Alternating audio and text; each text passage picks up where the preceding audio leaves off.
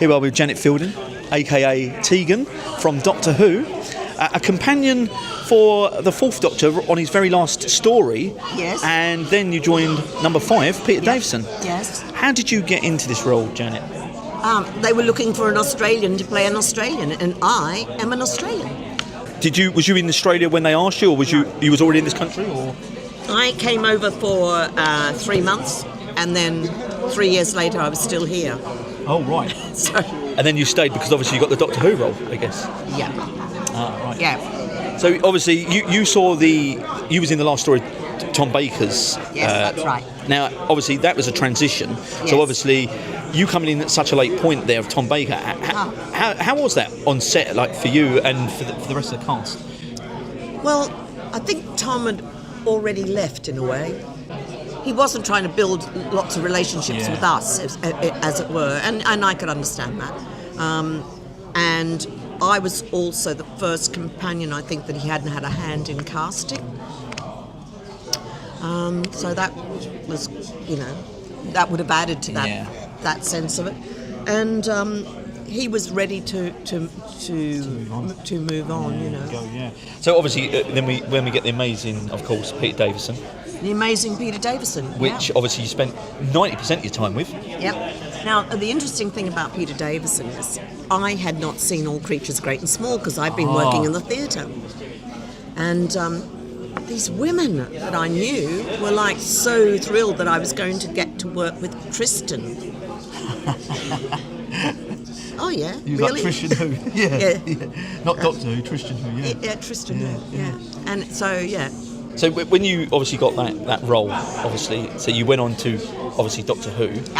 What was it like for you? I mean, because obviously you hadn't done anything before this, so. Oh, I'd done 4 lines or something in a Hammer House of Horror. Yeah. Ah, yes, Charlie That was Boy. it. Yeah, that was it. Yeah. I remember that very well. So, tell us a bit about your time and life on Doctor Who. Like, do you have any memories of shooting it, making it? Yeah, I mean, loads of memories. We had a lot of laughs.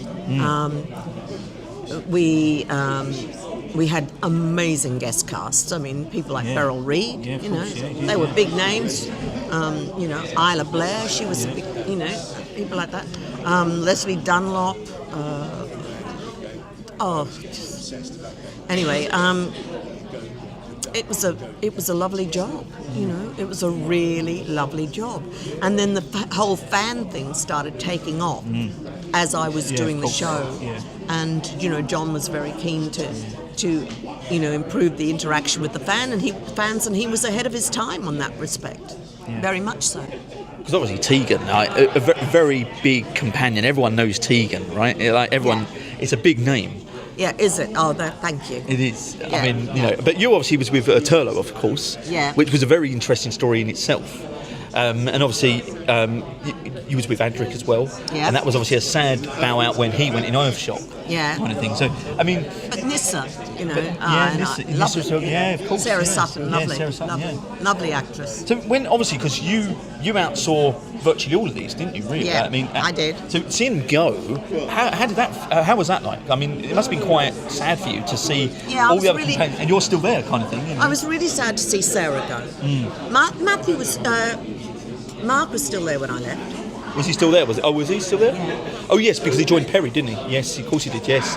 So, but obviously Adric had a very sad ending. I mean, I think that was one of the first companions to die on Doctor. Heroic, though. Heroic? I mean, that must have been some story to film. Matthew wasn't happy. No. Matthew was not happy about going kaboom. Yeah. I can understand that. Peter said something to Russell T once, and apparently Russell T turned around to him and said, "What do you care? You killed Adric."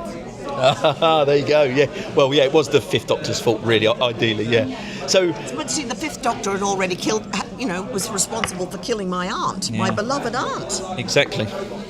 So, you left mid-series, or towards the end of the series of Doctor Who. You wasn't in the last one, apart from a voice that you did, like a thing. You weren't in the very final one, was you? You mean Caves of Yeah, you was only a voice in that, wasn't you? I believe. Like you wasn't. Yeah. So what happened? How comes you left?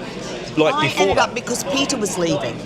So I was meant to stay on, but because they wanted to set in place Companion to transcend that break, and Peter So I ended up finishing slightly earlier than I would have. Resurrection of the Daleks was your last. Yeah. And that on its own was a fantastic That episode. was a great story. Yeah. All filmed around the London Docklands, wasn't it, that one? It was filmed on Around Wapping Way, I think, was it? It was across the river. Oh, okay. In Butler's Wharf. Oh, that's it, yes. And funny enough, a friend of mine, I remember looking and thinking, God, this would make the most wonderful place to live. Yeah. And some years later, a friend of mine had a flat there for a long time. Yeah.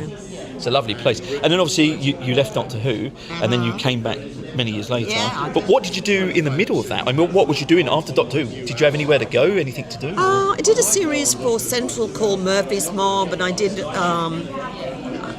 bits and pieces here and there. I did a Minder, I did something else, and I did a bit of theatre, and then I got involved in starting Women in Film and Television, and I became the first administrator. Oh, wow. I ran it for the first 4 years, and then I got headhunted to take over quite a well-known agency called Marina Martin Associates, which I duly did, and it's now called Gordon and French, so it's quite a famous agency. Yeah. But I sold out to the women who worked for me 7-8 years later because I just didn't feel it was a good fit for me. It just wasn't really what I wanted to do. No. I decided. And the thing that I did for most of the time was run a youth arts charity doing sort of mostly photography-based projects with kids in Thanet. So going back to that previous question, getting called back to Doctor Who, obviously it's a lot different now than it was in the day. Yeah. But how was that going back to something that you hadn't done for all those years? I mean, I've got to say your episode you was in was amazing, and I'm a big Doctor Who fan, but and I've seen all the old ones. I mean, I've seen every episode that you've been in, obviously, and stuff like that. You are an amazing companion, and seeing you come back, wow! For me, it was like, oh my God, Tegan's back! She's a great character. Yeah. She's a great character. I love the fact that she's she reminds me of those characters like Linda Snell in The Archers. Do you know what I mean? They're sort of, the French call them a monstre sacré, and they're difficult women. And they're fun. Yeah. They're fun. Yeah. She's fun. She's always complaining and giving him a hard time, and I like that. That's quite funny. Yeah, she's very hard hitting. She speaks her mind. She tells the Doctor what she thinks. She don't take any rubbish. No, I think she's funny. It's great. It's great. I think she's funny. Yeah, it is.